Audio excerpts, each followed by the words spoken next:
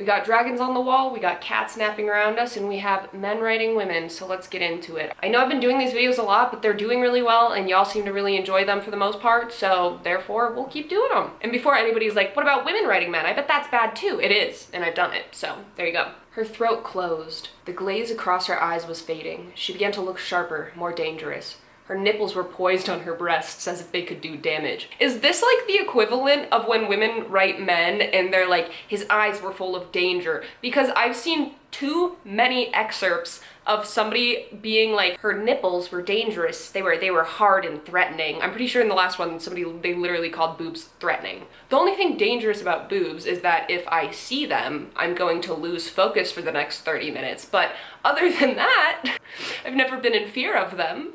And why is it specifically the nipples? Like, is this supposed to be like the like, oh, they're so sharp they could cut glass kind of thing? Because that's not what it's giving. Also, the word poised for nipples is so funny to me. Because it's like, I don't know, when I think of the word poised, I'm like, it's like elegant in my mind. And so I'm like, they're elegant, but they're dangerous upon her bosom. Pamela Lightman was the coolest woman I'd ever met, as well as the toughest. She reminded me a lot of Sarah Connor or Ellen Ripley. Sure, she might have a few issues, but she was also the kind of single mom who would strap on heavy artillery and mow down killer cyborgs if that was what it took to protect her offspring. This first one, it has a fun little image in there, you know, like killing cyborgs for her children. Hate the term offspring, but nothing too bad, right? But it's on this subreddit for a reason, so let's get into the next paragraph. My mother was also ridiculously beautiful. I know people are supposed to say things like that about their mothers, but in my case, it happened to be a fact. Few young men know the Oedipal torment of growing up with an insanely hot, perpetually single mom. Watching men constantly flip out over her looks before they'd even bothered to get to know her had me faintly disgusted by my own gender, as if I didn't already have enough psychological baggage strapped to a luggage rack. Now, here's the thing. There's nothing wrong with recognizing that your mother is beautiful. My mother is beautiful, and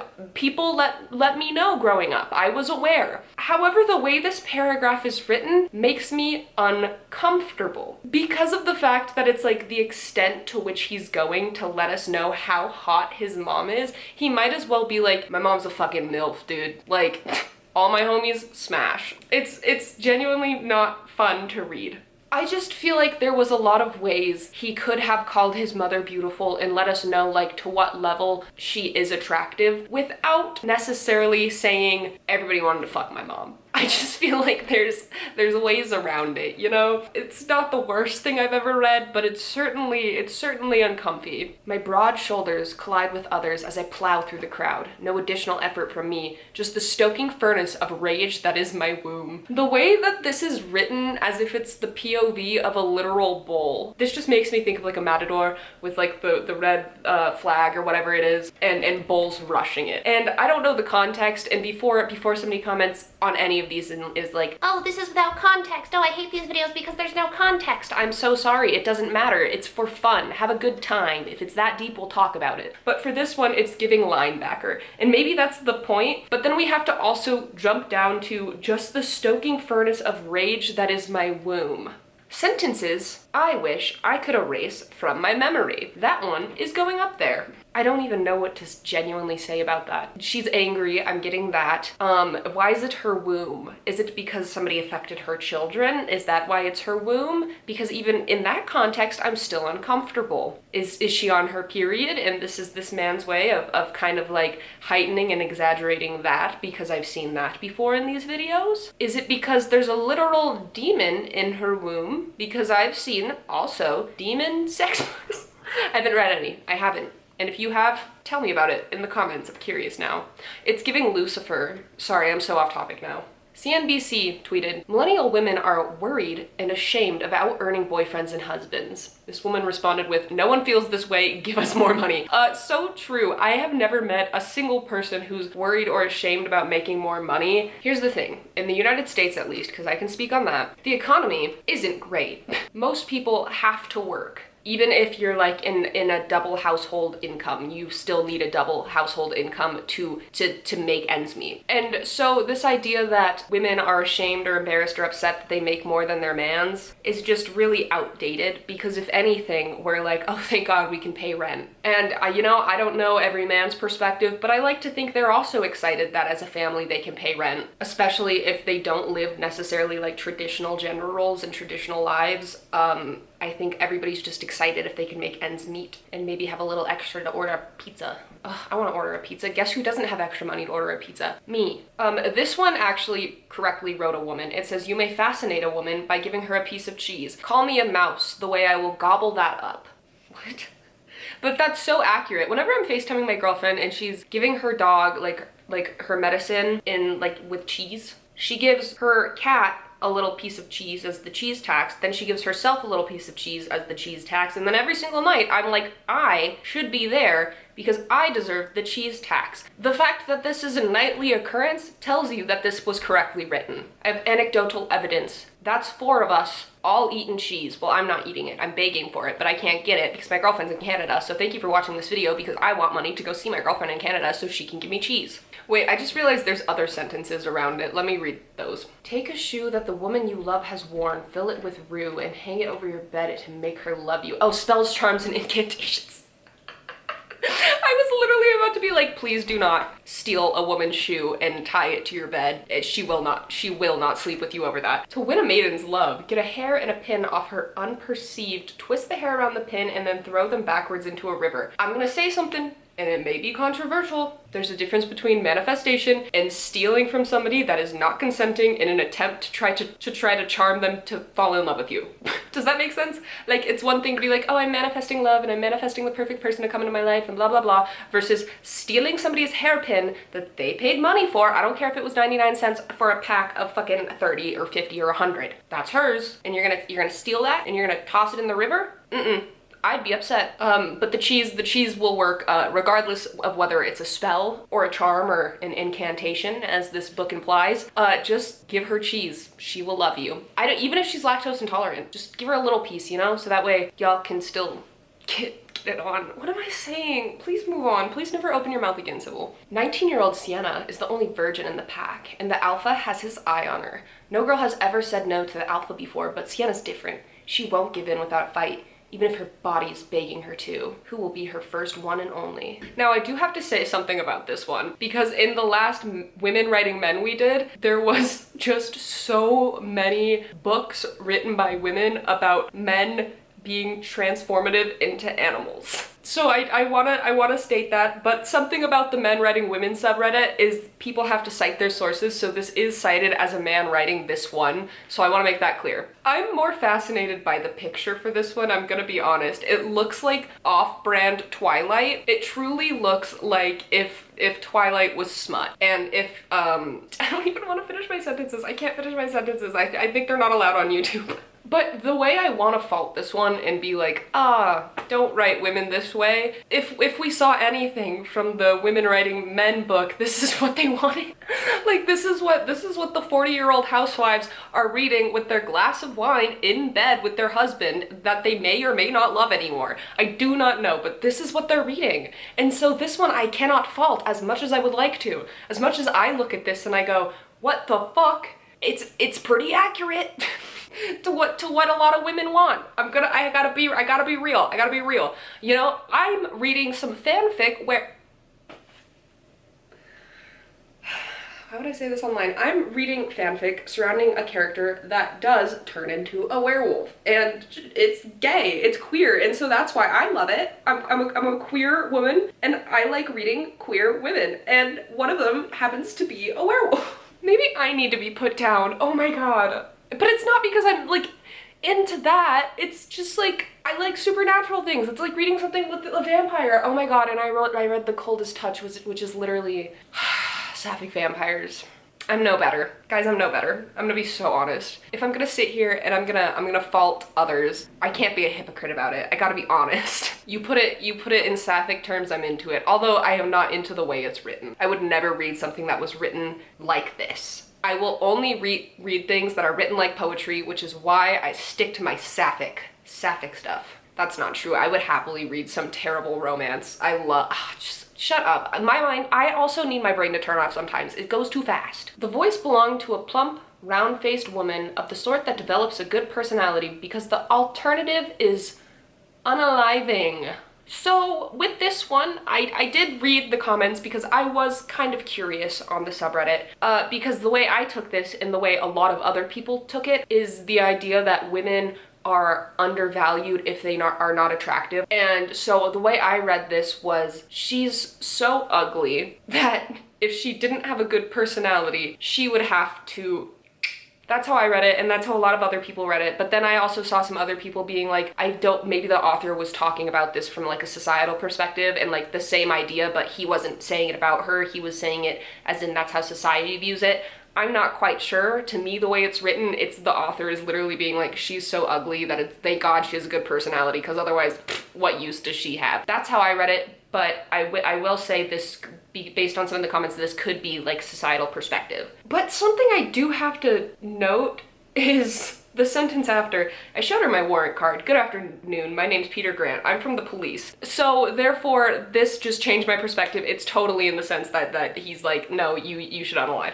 It's like one of those sentences that I don't think needed to be in there. You could have been like, oh, she's unattractive or whatever in a fun little way. I don't think you had to lead it with that. Damn. That's ruthless. Okay, before I read you this next one, I need you to understand that this character is 11, and this was written by Stephen King, and there's a meme that somebody also posted in this subreddit that I've now attached to this, but for context, in this excerpt, this is an 11-year-old girl. She stood there for some time, her legs as cold as marble inside her jeans, her nipples feeling sharp enough and hard enough to cut paper, her lips dead dry. She waited for the voices. No voices came.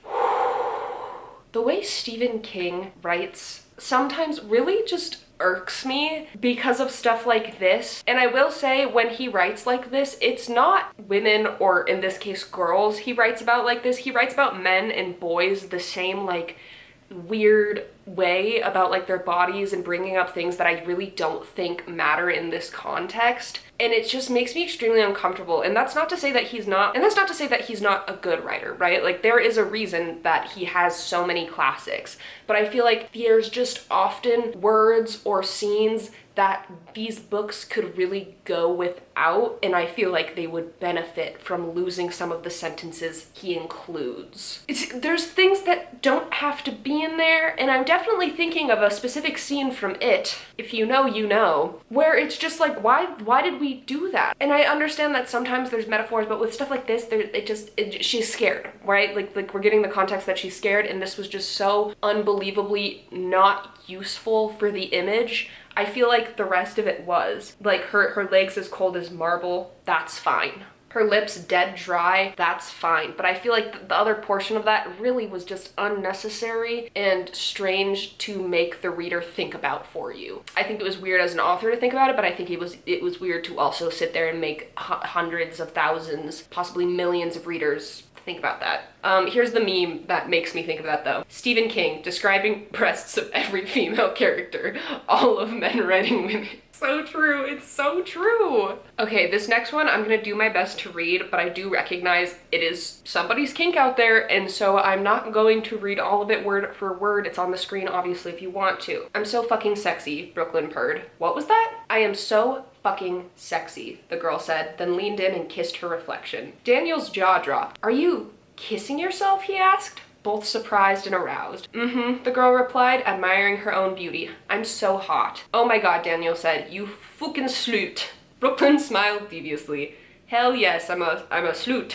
Like, I understand this was written because it is somebody's kink. Like, the way this author wrote this, like, clearly he thought this was hot. And that's not what I'm necessarily shaming here, is the kink itself. What I'm looking at here is who speaks like this? Who the fuck speaks like this? I can totally see a girl being like, oh, I'm hot, right? I could totally see a girl being like, I'm sexy. If a girl was drunk enough in the bathroom of a bar and she was feeling herself and being hyped up by her friends, I could possibly see her kissing herself in the mirror. However, the rest of this, it feels like this man's fantasy that he put to paper, and that's fine. You know, he's an author, that's what authors are gonna do.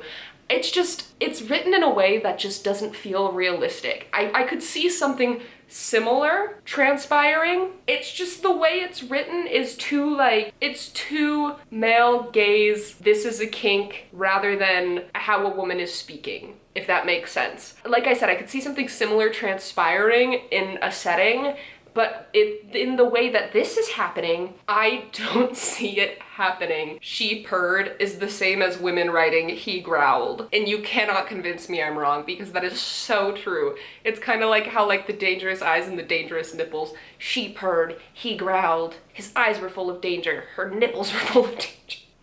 I just can't do this anymore. TJ Miller's wife making a name for herself in New York. I've never seen one sentence headline contradict itself. Literally, it's like she's making a name for herself, but we're not even gonna use her name. That one just made me giggle. That one I just needed y'all to see. So this next one, this guy posted a YouTube video, and then he left a comment on his own YouTube video, but he forgot to switch profiles, so he was posing as a young girl commenting on his YouTube channel, but you can see it's him because he didn't switch to whatever account he was using. So the video is called The Truth About Frozen. I love this. You totally ruined Frozen for me, but I really enjoyed this a lot more than the actual movie.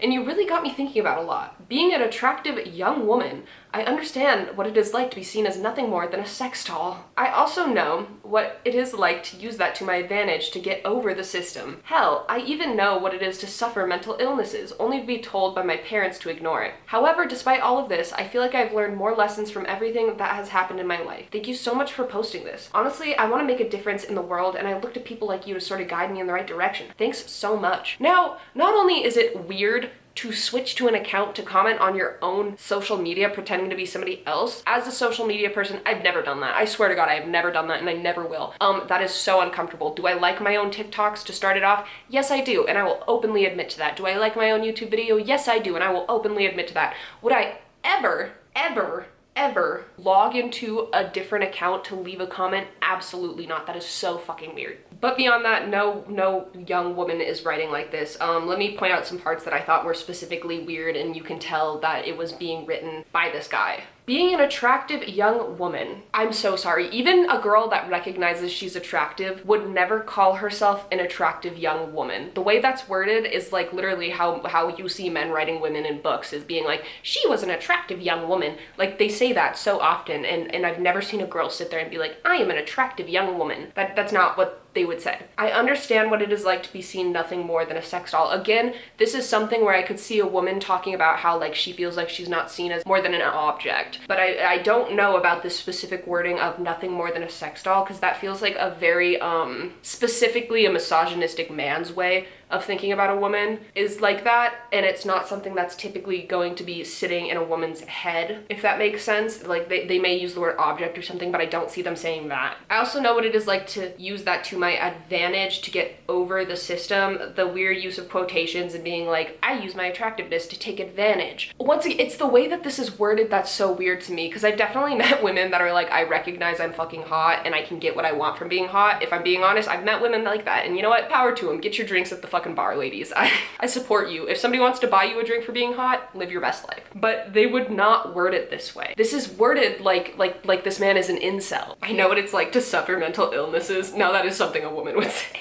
Absolutely. This is worded like a review that doesn't exist, and that's exactly what it is. And it's really uncomfortable, and the sentences that are used are so like, there's something that I feel like people would write about other people rather than somebody speaking about themselves and their own experiences, if that makes sense. Kind of like how I was like, oh, in books written by men, you'll often see something like, oh, the young woman was very attractive. However, a woman's not going to sit there and be like, as a young, attractive woman. It's worded as if it's written about somebody else, but they flipped it into a POV. But with all this being said, thank you guys so much for watching. My socials will be in the description. Like the video if you liked it. It helps with the algorithm, which helps me make more videos. And why would I do that? I almost choked myself out. Thank you so much for watching, and I will see you soon. Bye.